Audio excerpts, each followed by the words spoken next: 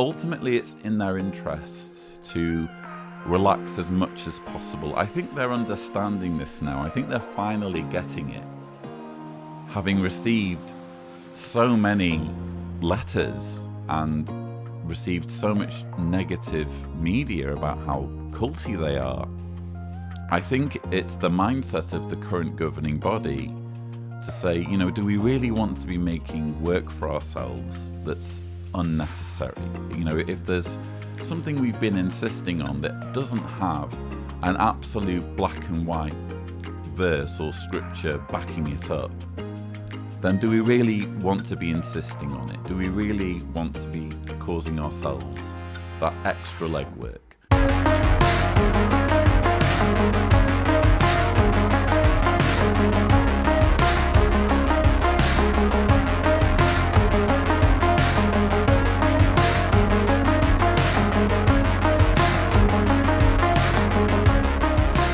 Hello there, I'm Lloyd Evans. Welcome to the Attic. In this video, I'm going to be talking about potential changes that we might see in the coming months or years, given the fact that the current governing body seems to have an appetite for mixing things up, for thinking outside of the box when it comes to long-standing rules and traditions.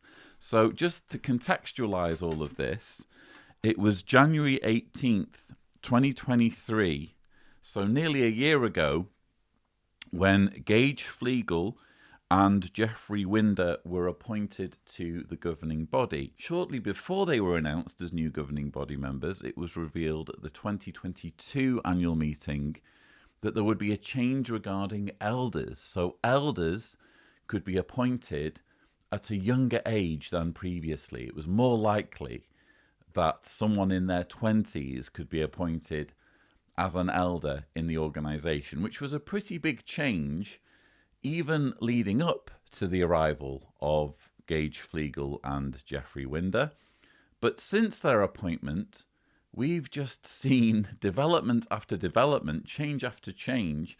First of all, Tony Morris obviously was unceremoniously dispatched. He was removed as a governing body member. We also had the removal of the hour requirement for ordinary Jehovah's Witnesses. So if you're a pioneer, if you pledge to do a certain number of hours, then you still have to fulfill that pledge. For pioneers, it's currently 50 hours, although the 50-hour requirement is also a fairly recent change when you consider that only a year or so ago it was 70. So the hour requirement changing was a pretty big deal. That happened post Gage, Fleegle and Jeffrey Winder coming on board. And as recently as just a few weeks ago, we had the revelation that Jehovah's Witness men now have the freedom to grow a beard, something that Jehovah's Witnesses should be grateful for, as I've covered in one of my most recent videos. So clearly, this governing body 2.0, if I can call it that, has an appetite for, again, mixing things up and making changes where necessary. And given that fact, it got me to thinking, what other changes might we see in this organisation in the coming months or years? I've put together a list of 10, and I've organised this list in order of how difficult it would be to implement the change that I'm suggesting. So we'll start off with some fairly straightforward, fairly easy changes that they could potentially make, and we'll finish the list with some harder changes that, who knows, could still be made, given the fact that again, we're dealing with a governing body with a taste for reform. So, change number 1, assemblies to be discontinued. I think this is something that's a bit of a no-brainer, because what purpose really do assemblies serve when you already have conventions as a means of demonstrating to Jehovah's Witnesses that they are part of a larger organization? That for me is the only utility practically when it comes to arranging assemblies or any form of large gathering. You want to reinforce this idea that the member is part of a much larger group and that they are therefore justified in their allegiances toward the group. And when you factor in the fact that having assemblies entails maintaining assembly halls, which are worth a lot of money, and there's this huge amount of cash that could be made if all of the assembly halls were to be sold off. Again, for me, it's just a no-brainer that the organization might want to do this because, again, they seem to have a taste for making drastic changes. And again, why is there a need for assemblies if you have conventions to reinforce this sense of identity, this sense of being part of a larger community? So assemblies to be discontinued is change number 1. Change number 2, conventions. I can see them reducing the number of convention days from 3 days to 2 days. I can't see them getting rid of conventions entirely for the reasons I've stated already. I think they serve a utility in making Jehovah's Witnesses feel like part of a larger community. But I do think that 3 days is already a bit problematic for them because to have a 3-day convention, one of those days needs to be on a working day. So the days are Friday, Saturday, Sunday, and they're already having to ask Jehovah's Witnesses to take time off work if they're working a normal working week to attend the Friday session. Given the changes that we've already seen the governing body make, I can see them saying, you know what, do we really need to be demanding that Jehovah's Witnesses take a day off to attend one of the days of our convention? Why don't we just make it 2 days? Then it's less cumbersome for Jehovah's Witnesses to attend, and also we would need to produce less material because we're only doing 2 days worth of videos and talks rather than the 3 days. So I can see that being a change that they might make in the foreseeable future. Change number 3, I can see them, and this is slightly more drastic, going down to 1 meeting per week. So it used to be, back in the day, that there used to be 3 meetings per week. You would have a midweek meeting at the Kingdom Hall.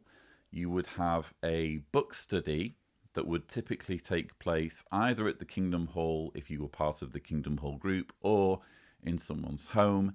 And then you would have a meeting at the weekend, typically on a Sunday. They got rid of the book study group a number of years ago now. In fact, I think when I was still a Jehovah's Witness, which was, I think it was around 2007, 2008. I'll make a note in the caption.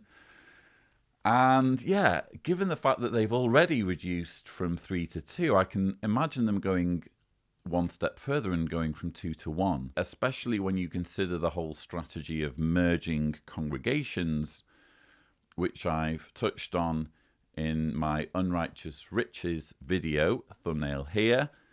So yeah, it's again a little bit of a no-brainer, but also a little bit more problematic for them to bring in, because if they go down to only 1 meeting per week, you could argue, well, why was there a need for 2 meetings per week to begin with? How come the closer we get to the end, less spiritual food is needed and fewer meetings are needed? But I think this governing body 2.0, as I'm calling it, it's kind of in panic mode a little bit. And it seems to be trying to make the religion more and more palatable and easier and easier for people to be a member of. I think they're really struggling with hemorrhaging members. And so they're trying to make it more and more appealing. And this would be a straightforward way for them to do it if they were to say, well, look, rather than coming to the Kingdom Hall twice per week, you only have to come once per week. So that's change number 3. Change number 4. And this is something that people were already commenting in the comments to the beard video, some of you were saying, is it going to be women wearing pants next? Yes, I can see that happening. I can see them relaxing on their dress and grooming requirements for women when it comes to Kingdom Hall meetings. Because as things stand, if you're a Jehovah's Witness woman, you are not allowed to wear pants to the meeting, even if it's like formal kind of business attire. You have to wear a skirt or a dress to the meeting. And they were so insistent on this that they even featured this policy in a testimonial video. I'm going to put a thumbnail to a sushi in which I go over this material. It was actually, I think, South Africa. There was a woman from South Africa who had a Bible study named Cecilia. And one of the problems she had, or the problem she had with Cecilia, was that Cecilia kept coming to the meeting in pants and wouldn't get the message that she needed to stop doing that. And this actually touches on an important point when it comes to thinking about changes. And this is partly why I've structured these changes in the way I have, or numbered them in the way I have. I think changes become more and more problematic for the organization to make the more they have doubled down on the subject in the past. So if in the recent past they've put it, for example, in a JW broadcasting video or in a convention video, don't do this, and then just a few years later or a few months later they're saying the opposite, then it's kind of more embarrassing. It's kind of more unfeasible as a U-turn. So that's why I think, even though really the whole women wearing pants thing should be first on the list, it's the most obvious thing that should have been brought in years ago, the fact that they released that testimonial video on JW Broadcasting makes it less likely than, say, the changes regarding meetings and conventions and assemblies that I've already mentioned, because they have to eat more humble pie. There's more backtracking that's required. But I'm putting it on the list anyway, because never say never, apparently. Change number 5, tattoos. Yes, this was another comment or frequent comment in response to my beards video. Will tattoos be next? I can imagine them relaxing on tattoos, but I think if they were to bring in this change, they would say something like, well, we're allowing tattoos so long as the tattoos are discreet. Similar with pants. If they were to allow women to wear pants to the meetings, they'd say something like, well, you know, the pants are allowed so long as they're modest, you know, so long as they're not like rainbow pants or so long as they're not yoga pants, you know, we're going to allow them to the meeting. And I think similar with tattoos, they might say something like, tattoos are now a personal choice. We just ask that you be modest in the kind of tattoo and, you know, the positioning of the tattoo. Do you want it emblazoned on your face, or wouldn't it be better to have it somewhere discreet where it perhaps won't be seen if you're wearing clothes? So who knows? But I think that's another potential area in which they can just relax a little bit, and ultimately it's in their interests to relax as much as possible. I think they're understanding this now. I think they're finally getting it, having received so many letters and received so much negative media about how culty they are.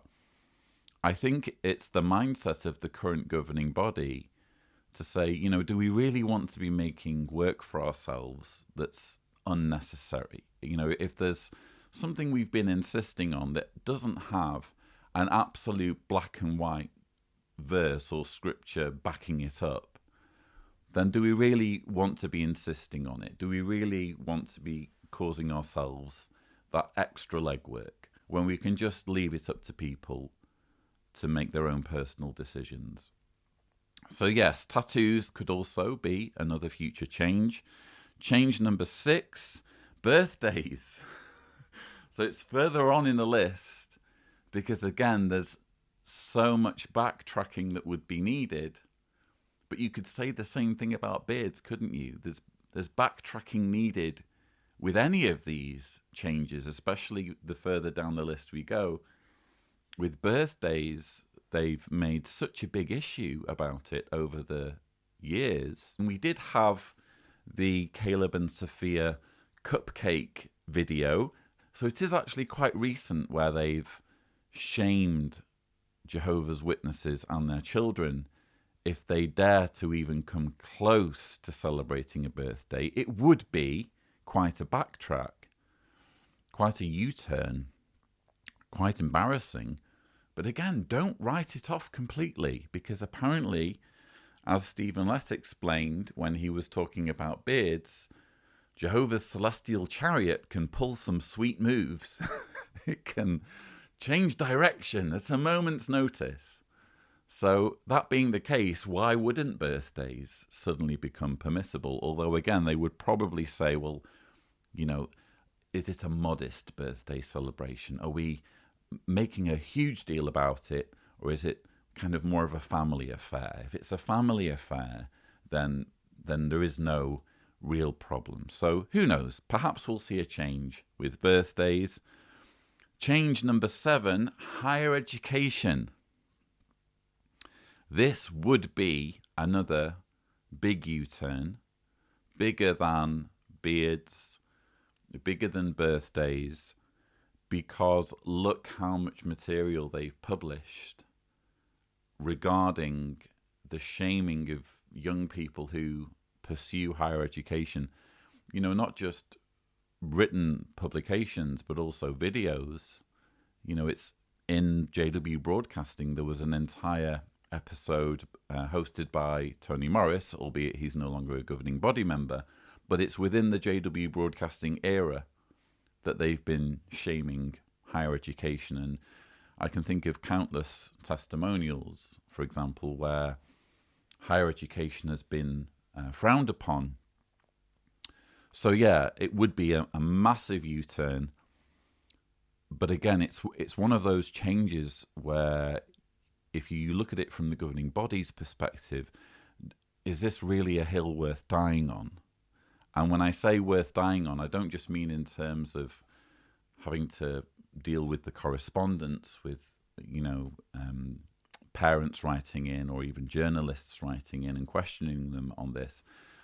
Is it also a hill worth dying on in terms of finances? Because ultimately it's in the organization's interests for their members to be successful in their careers. Because the more successful their members are, same with the Mormon church, if you think about it, the Mormons are all about higher education. They even have their own university. And there's utility in that, because the wealthier the membership is, the more money finds its way through to the organization. So it's kind of a no-brainer, you know, combined with the fact that there is clearly no Bible verse saying, thou shalt not get a good education. It would be a big change, but not completely beyond the realm of possibility, given what we've seen already. Change number 8, shunning. I can imagine at some point the organisation finally buckling, and despite all of the videos that they've released, including videos depicting parents shunning their children, refusing to pick up the phone, refusing to answer text messages, I can imagine these videos being disappeared from jw.org, and I can imagine them issuing direction that there is no expectation to shun for close family members. I think they would still insist on some form of shunning, perhaps to the extent that if someone is disfellowshipped, they are not to be socialized with by people outside their family. But I just think they're taking way too many blows on this, not just in terms of the media and negative press, but also in terms of government attention, as we've seen in Norway and Belgium.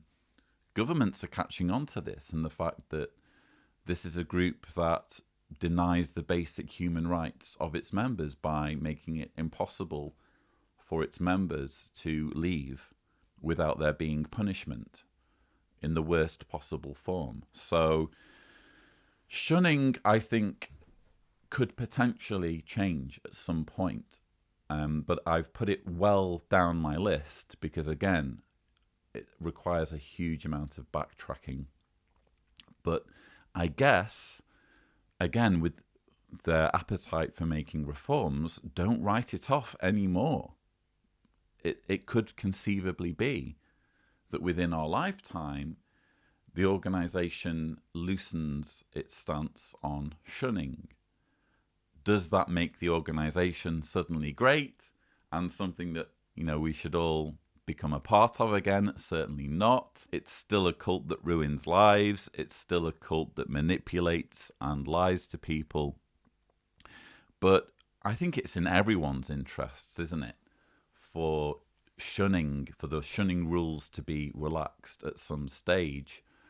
And so far, the changes that have been made by this, again, governing body 2.0 have been overall positive. They have been a relaxation of rules rather than a doubling down on or an exacerbation of rules.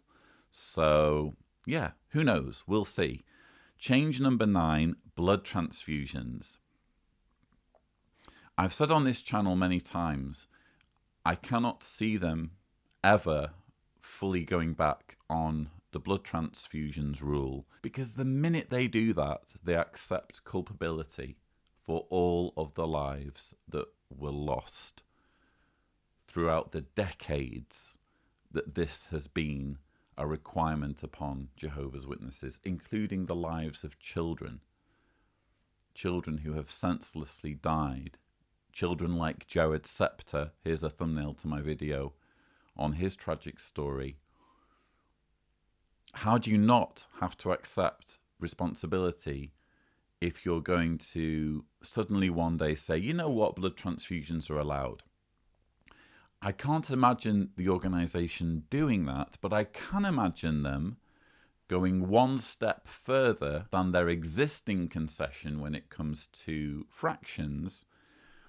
I can see them saying something like, publishers who accept blood for medical reasons will no longer be considered exemplary, but they will not be considered disassociated, which is kind of how things are now with shunning. If you have a close family member who is disfellowshipped, you won't yourself be disfellowshipped for speaking to them or having association with them.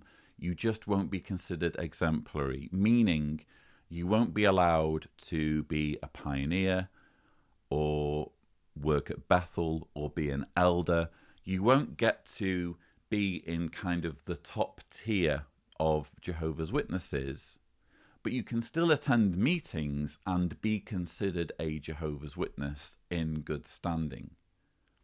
You're just going to be limited in what you can do inside the organisation. And I think when it comes to blood transfusions, that's at least some ground that they can give, which would allow them to maintain their position or maintain their stance that there is a scriptural reason to refuse blood. If they can just make the penalty less severe, they can sort of save face a little bit when it comes to, again, the culpability issue that I've mentioned. So who knows? We'll see. It would be really nice, wouldn't it, if they could bring in this change, because it would lead to less people dying. I can see many Jehovah's Witness patients saying, you know what, I'll accept the blood and not be exemplary for a while, not be an elder or anything, so long as I get to survive.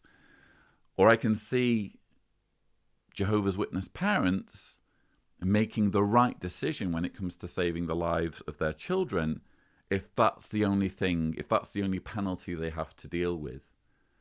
But the current position of saying, if you accept blood, then, without being sorry, if you willingly and unrepentantly accept a blood transfusion, you are to be shunned, you are to be disassociated.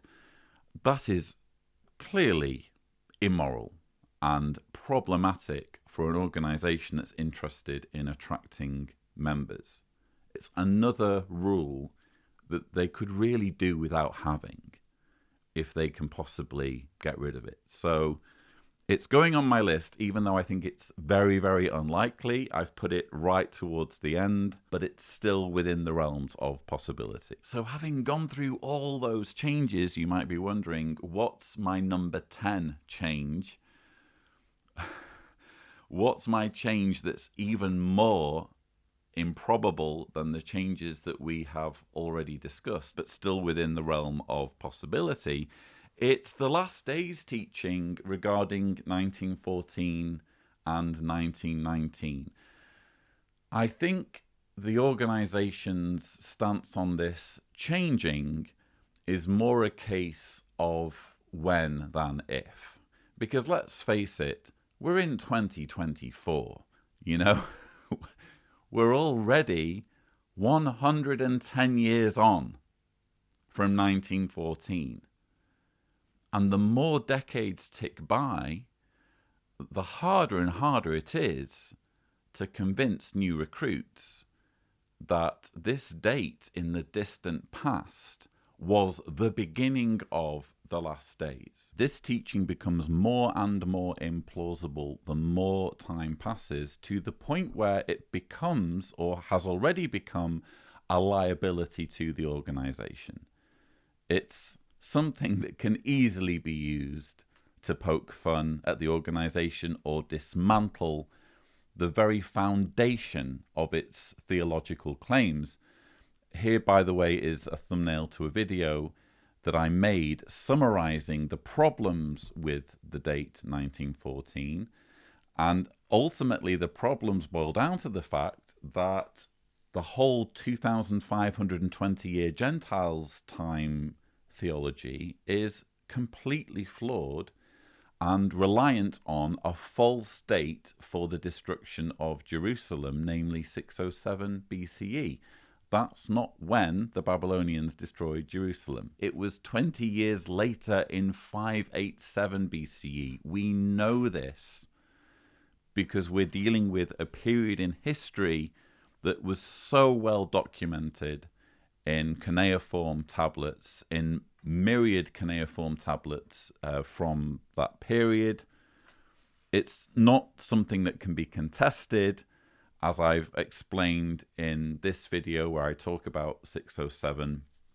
So the whole theology is problematic already, and I think on some level the existing governing body must be aware of how dodgy the foundations of their theological claims are. Their religion, if it were a building, it would be written off as structurally unsound, And if they want to get any mileage out of their religion, they need to do drastic surgery theologically. They need to distance themselves as much as possible from this idea that 1914 was the beginning of a short period of time that we call the last days. Now, is it so drastic that it's impossible? Actually, no, I don't think so. I've already argued on this channel that actually, in my opinion, most Jehovah's Witnesses don't rely on the 1914-1919 theology for their belief in the Jehovah's Witness organization. I think most Jehovah's Witnesses believe in the organization due to what I call the box-ticking exercise. In other words, what other organization does this? What other organization does that? And of course, all the boxes have been predetermined by the organization as being relevant because they're all boxes they know they can tick. But still, it satisfies, say what you will, it satisfies the membership. They go along with it. Oh yeah, we're the only organization that's teaching about Jehovah's name. We're the only organization that's preaching in every part of the earth. No, you're not. We're the only organization that preaches that you shouldn't go to war. No, you're not.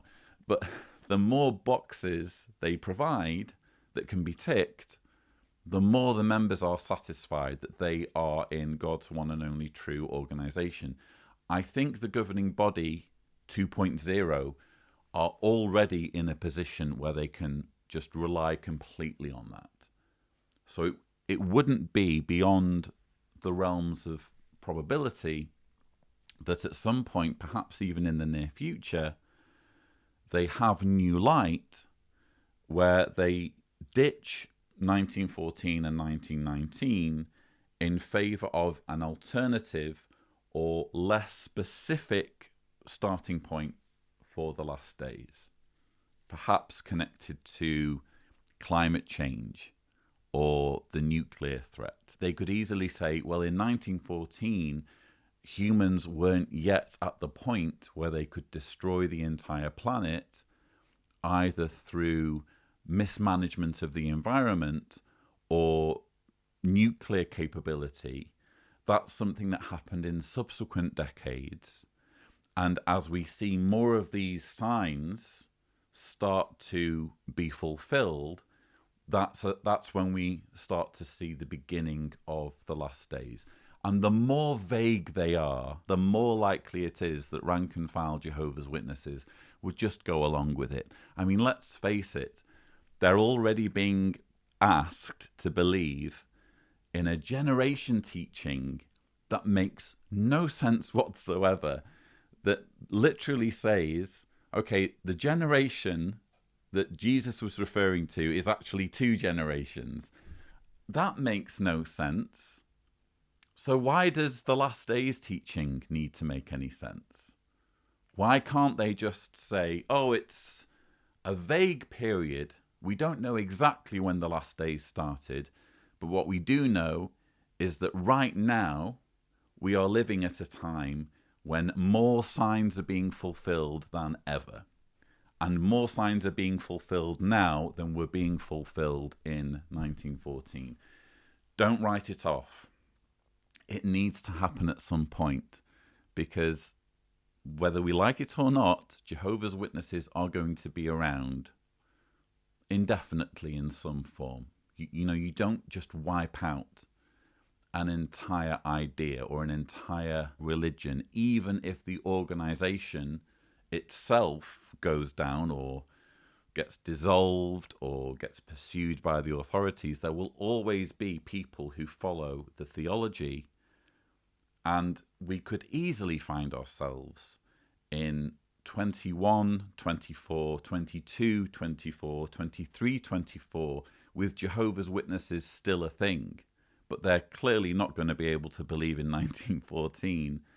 The more decades and indeed centuries we move into the future, they will have to adapt eventually. And I can see this being the sort of way forward for them to adapt. And who knows, we might see it in our lifetime, again, given how much of an appetite Governing Body 2.0 seems to have when it comes to making changes. Anyway, those were my 10 changes that could be next for Jehovah's Witnesses. Let me know what you think in the comments. Which of these changes can you see happening? And which of these changes do you think will never happen? I'd be interested to read your comments after this video goes out. But that's all we have time for. I do hope you found this information interesting. Don't forget to subscribe to the Lloyd Evans channel for more such videos. And as always, thank you for watching.